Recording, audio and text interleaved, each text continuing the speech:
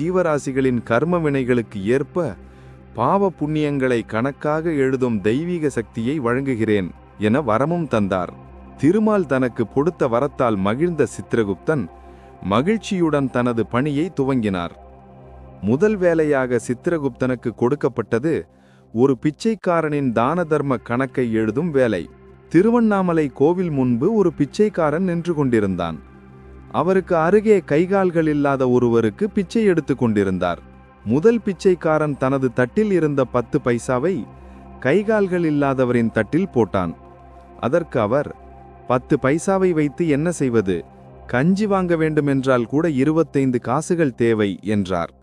அவர் மீது பரிதாபம் கொண்ட அந்த முதல் பிச்சைக்காரன் பக்கத்தில் இருந்தவரிடம் 15 பைசா கடன் வாங்கி கொடுத்தார். இந்த பாவ புண்ணிய கணக்கை எழுத துவங்கினார் சித்திரகுப்தர். முதல் பிச்சைக்காரரின் கணக்கில் தானம் 10 பைசா, கடன் 15 பைசா என எழுதினார். இதனால் எழுத்துக்கள் மாயமாக மறைந்து காணாமல் போயின.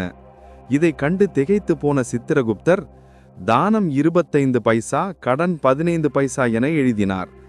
இதுவும் மறைந்து போயின. தான் கணக்கை சரியாக எழுதவில்லையோ என கலக்கமடைந்த சித்திரகுப்தர் பிரம்மாவிடம் சென்று வழி கேட்டார். பிரம்மாவோ இதற்கு தனக்கும் வழி தெரியவில்லை என கூறி மகாவிஷ்ணுவிடம் அழைத்துச் சென்றார். திருமாலிடம் சரணடைந்த சித்திரகுப்தன், நீங்கள்தான் என்னை காப்பாற்ற வேண்டும் என கேட்டார். இதை கேட்ட பெருமாள், அந்த பிச்சைக்காரனிடம் இருந்த தொகை எவ்வளவு என கேட்டார். 10 பைசா என்றார் சித்திரகுப்தன்.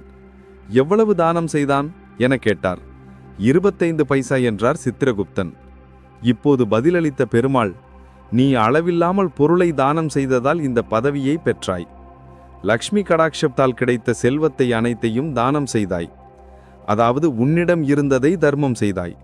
ஆனால் அந்த பிச்சைக்காரனோ தன்னிடம் இருந்ததை விடவும் அதிகமாக தானம் செய்தான். அதாவது அவனது தகுதியையும் தாண்டிதான் செய்தான். அதுவும் திருவண்ணாமலை கோவில் வாசலில். அப்படியானால் உன்னை விட அவன்தானே உயர்ந்தவன். எதையும் எதிர்பார்க்காமல் உதவ வேண்டும் என்ற ஒரே நோக்கத்துடன் தானம் செய்ததால் அவன் ஆன்மீகத்தில் உயர்நிலையை அடைந்து விட்டான். அப்படிப்பட்டவனுடைய பாவ புண்ணிய கணக்கை எழுதும் தகுதி உனக்கு இல்லை. அதனால்தான் நீ எழுதிய அனைத்தும் மறைந்து போயின. யார் ஒருவன் தனது தகுதிக்கு மிஞ்சி தான தர்மங்கள் செய்கிறானோ அவனுடைய கர்ம பலன்களை நானே ஏற்றுக்கொள்கிறேன் என்றார். தனது தவறை உணர்ந்த சித்திரகுப்தன் திருமாலின் பாதம் பணிந்து மன்னிப்பு கேட்டார். சித்திரகுப்த சுவாமியின் வரலாறு 4 விதமாக கூறப்படுகிறது. பார்வதி அம்பாள் சித்திரம் வரைந்தார். அழகான அந்த சித்திரத்திற்கு உயிர் கொடுத்தார். சித்திரத்திலிருந்து உயிர் பெற்றதினால் சித்திரகுப்தா என பெயர் பெற்றார். காமதேனுவின் வயிற்றில் உதித்தார். அதனால் பசும்பால்